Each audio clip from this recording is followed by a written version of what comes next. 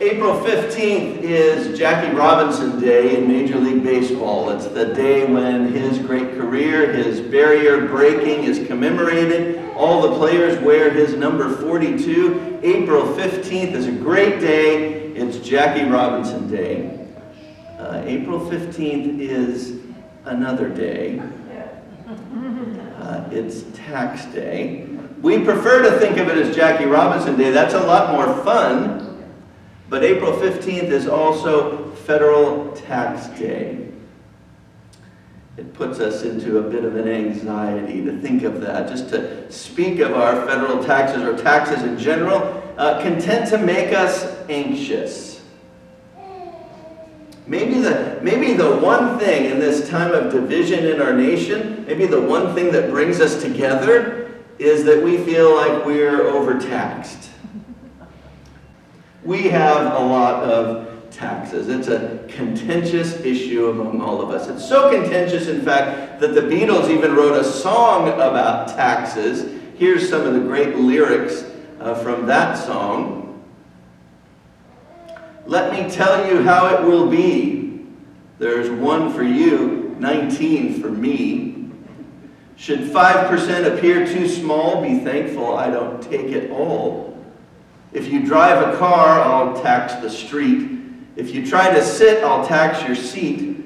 If you get too cold, I'll tax the heat. If you take a walk, I'll tax your feet. So taxes, it's an anxious subject. It makes us concerned. Today we're considering taxes, but from a uniquely Jesus point of view. Now we've been hitting some difficult texts the last number of weeks, some difficult passages. We've talked about testing and teaching, God with us in troublesome times, fear in the light of all that we experience. So today, something a little easier, something maybe a little bit lighter, something definitely a little bit more strange. And I think as good Bible readers, it's okay to say this story, this passage, is a little unusual.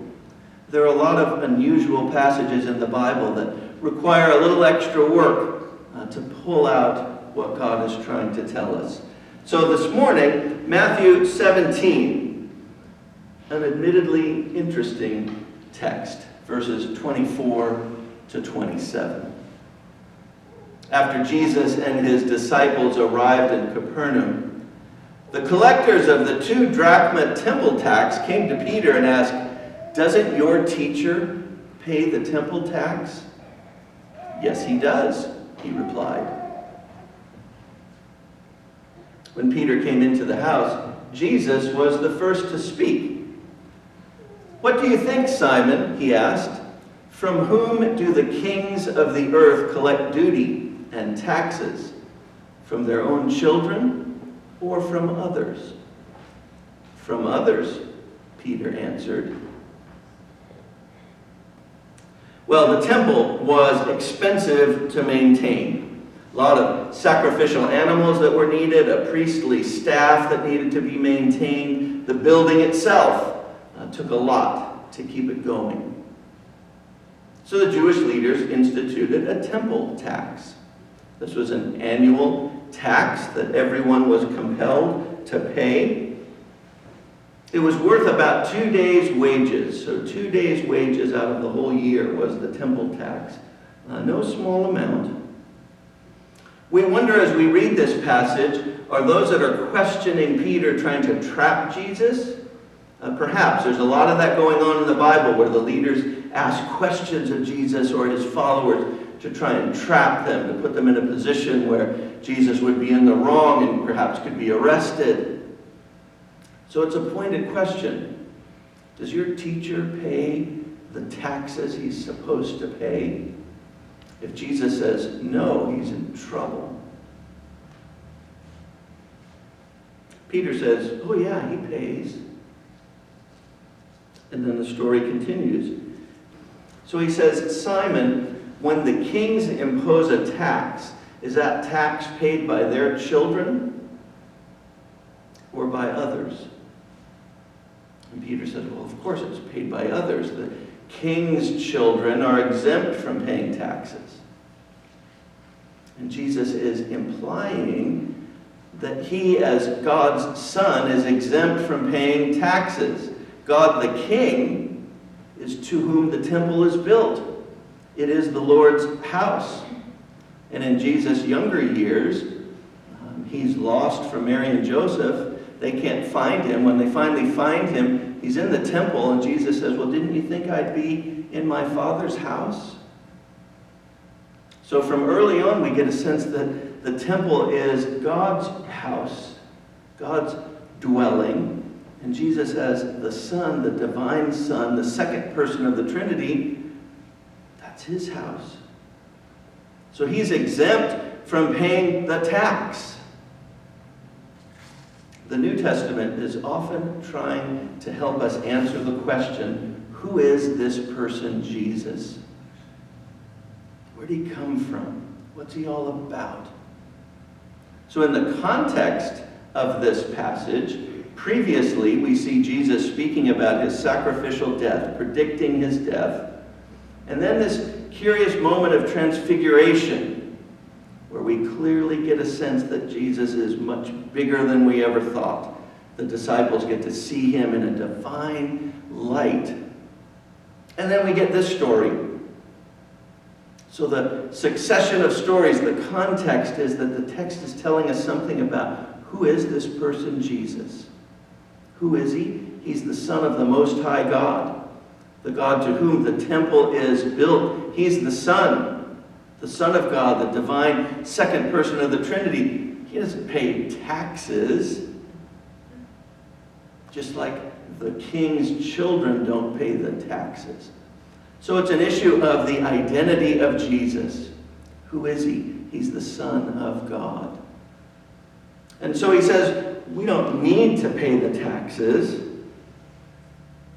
but we will. And the text goes on to tell us this important point. Then the children are exempt, Jesus said to them, but so that we may not cause offense, go to the lake and throw out your line. Take the first fish you catch, open its mouth, and you'll find 4 drachma coin. Take it and give it to them for my tax and for yours. So this is a little strange. Doesn't it make you think we all ought to go from worship today, go out and go fishing? Apparently there's money to be found. So let's get our poles, let's get out there. We'll pull in apparently money out of a fish's mouth. What a strange passage. So what exactly is going on in this text? He's saying we don't want to create an offense. We don't want to offend people by not paying. Jesus is not opposed to making waves, to being controversial, but he wants to do it on his time and in the right moment and in the right way. To not pay the tax would have created a bit of a scandal. It's a controversy he doesn't want. It's not the issue that he wants to argue about. Go ahead and pay the tax. We've got other things we need to do in our ministry. But why the money from the fish then? What a weird thing. Go catch a fish and open its mouth and ta-da! There's your taxes. This is a different kind of miracle of fish. What a strange story. And it's inconsistent, actually, with some of what we've heard from Jesus previously. Think about it. He's in the wilderness, tempted by Satan, and Satan is saying, go ahead and use your power to dazzle people, to bring people to you by force and fear. Use your power in remarkable ways. Use your power for your own gain, your personal gain. And Jesus says, not going to do that. That's not why I'm here. So the idea of his using his miraculous divine power to enrich himself or to benefit himself seems inconsistent. We just heard him talk about and predict his sacrificial death. We've seen him on the mountain of transfiguration. And he's suddenly going to use his miraculous power to put some coin in his pocket so he can pay the tax? There's something about that that's inconsistent with who he is. Instead, we can think of Jesus' statement as the equivalent of, go and do your labor, and there you will find the money that you need. He's telling Peter, you're a fisherman. If you need money to pay a tax, go fishing. And through your labor, you will find the money that you need. This isn't a miraculous fish with coins in them. This is Jesus teaching that the mechanic will find money for food and clothing in the engine that he repairs. The teacher will find mortgage money in the classroom. The writer will find his tax money in the keys of his keyboard. There isn't a miracle that's needed here in the story, just honest labor. Jesus saying, we're going to pay the tax. Go ahead and do what you do best. Go fishing. And in the fish, you'll find the money that we need to pay the tax. It's not a miracle.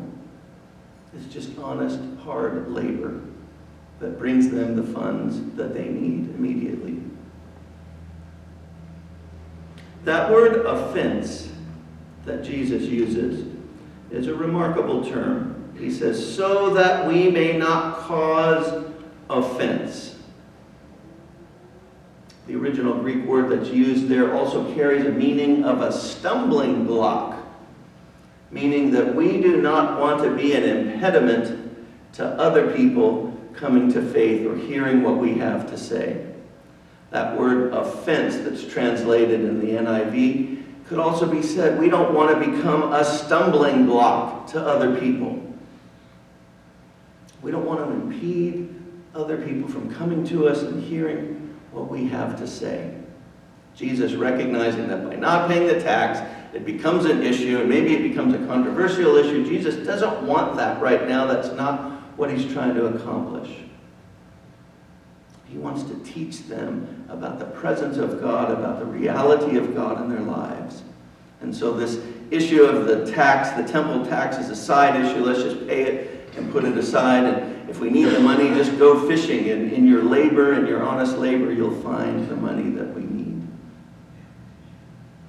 Jesus, very focused on trying to create a way in which people can come to him, can find him. Remember, Nicodemus comes to Jesus at night, one of the Jewish leaders who has questions and very interested in Jesus' teaching, but he has to come at night because he's fearful of the criticism that he'll receive.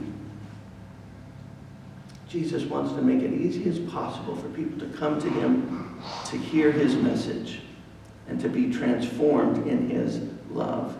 So let's not create a stumbling block for people to come and hear us. Set the tax issue aside. And there I think we find a lesson for each of us. Paul even picks up on this in a real life situation in 1 Corinthians 8. These new Christians come to Paul and they say, what are we supposed to do? The only source of meat that we have is in the marketplace. But the meat that ends up in the marketplace is the meat that was sacrificed in the pagan temples. Sacrificed to false gods, and then it ends up in the marketplace, sold to all of us. Are we allowed to buy it? Are we allowed to eat it? Have we somehow offended God by doing that? Paul says, if you know your faith, if you're strong in your faith, it doesn't matter where this meat was sacrificed and to whom it was sacrificed. Those pagan gods mean nothing to you. You know the true God. You've given your life to him. You can eat that meat in your Christian freedom and not worry about it. Because it was sacrificed to false gods, it doesn't matter. As long as you know the true God. But then he says, however, if eating that meat in the marketplace becomes a stumbling block to new Christians, then don't eat it. If you and your Christian wisdom know that that meat was sacrificed to false gods. It's not relevant to us at all. Who cares? We can eat it and proclaim our faith in God. Great. But if there are new Christians who are confused by that, how come these Christians are eating meat sacrificed to idols? If it becomes a stumbling block to others, then don't do it. The most important thing is to create ways in which people can come to faith. The ways in which people can come to Jesus to hear what he has to say. So Jesus says we don't want this temple tax issue to become a stumbling block to people coming and hearing the good news.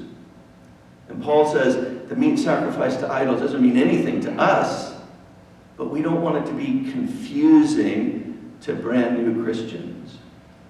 Don't abuse your Christian freedom. Use it when it's appropriate and set it aside if you need to for the benefit of others. We don't want to create a stumbling block for people to come and hear the good news. So here's a question. Can a Christian drink one beer at a party? You got a mixed group of people. A lot of people know you're a member at Broadway Church, and they see you drinking a beer. Should you do that? I think Jesus would say, if you're under control, if you're of the right age, if it's appropriate, probably not a big deal. A glass of wine, maybe a beer. But if other people, maybe who are new to the faith or are considering the Christian life, and they see you do that, and for them that's a stumbling block to coming to faith, better to just not have it at all. Have a wonderful iced tea and engage that person perhaps in a conversation about faith. God gives us a lot of Christian freedom, but within that freedom we should constantly be thinking about how is what I do or say going to affect other people. We don't want people to go, see, I told you those Christians are a bunch of hypocrites. Don't give them the opportunity to say that. We don't want to create any stumbling blocks for people to come to faith or to come to you to ask a question about worship or church life. We don't want to be the stumbling block to other people coming to faith. What about that fish sticker on your car? I think it's a good thing to put that on there because it makes you a better driver. Because you got to know if you got the fish sticker on there, you better not tailgate and honk at someone. You better be careful because they're going to go, look at that Christian, she just went through a stop sign. All right, you got to know that. People are watching you. People are watching you, and they ought to know you're a Christian somehow, some way. And then they're paying attention to how you carry yourself, how you speak to people, how you lead others. I had a good friend at a previous church that I served in, and she was a head of a sales team. And she said she made a conscious decision to lead her sales team the way Jesus would. And so she read the Bible through. She thought about how would Jesus lead my salespeople. And she ended up having the best sales force in the entire company. And people who weren't churchgoers or weren't believers would come to her and go, how'd you do it? What did you do to your sales team? And she'd say, well, it's hard for me to describe. Hard for me to explain. And then she had the opportunity to say, well, I'm a Christian and I wanted to lead them the way Jesus would. Instead of being a stumbling block to others, she's shown the way of Jesus' leadership. Imagine if people knew she was a Christian and she was one who yelled at her sales force all the time, demanded more of them than she was willing to give herself. Then she becomes a stumbling block. Other people going, yeah, she's a Christian. Do you see the way she talks to her sales force? That can't be us. We need to be the people that go, that guy's a Christian, and look at the way he leads his people. It's a beautiful thing. That's the opposite of a stumbling block. That's creating that smooth path for people to come in and say, tell me what it means to lead like Jesus. We can't be stumbling blocks to other people's faith. And I mentioned earlier in the service about the apologetics conference coming up at the end of the month. I see way too many arguments online and in person between Christians and atheists that frankly mirror the way our culture talks to each other from different points of view. That is to say, no listening, lots of shouting. Those Christians are just creating more stumbling blocks for people who might otherwise come to faith but won't because, frankly, you're such a difficult person, I don't want to have anything to do with you. Invitation and persuasion, not beat down. We are the Christian church. We should mirror the way Jesus treated people, with love and invitation and expectation. But too often it's the Christian arguing against the non-Christian in the same way that Republicans and Democrats argue. It can't be that way. We have to show a different way. We cannot be the stumbling block to people coming to faith. That's what Jesus is trying to tell us in this little story. We get fixated on the fish that has money in it. What a weird thing. And he's trying to tell us, make it easy as possible for people to come to you, to talk to you about your faith. Be ready with some answers. Be ready for their criticisms. Don't take it personally. Hear them out. Understand that when people complain about the church, usually passionately, that often means somebody hurt them sometime in the past. It wasn't you. It wasn't this church. But it was someone else calling themselves a Christian that may have hurt them. We got to know that and appreciate that and step into their lives with love and appreciation for them and hearing their story. That's good Christian witness. It's not about a fish with money in it, as fun as that is. It's about not being a stumbling block to other people coming to faith. That's our call to each of us. Not so easy to do, but an absolute requirement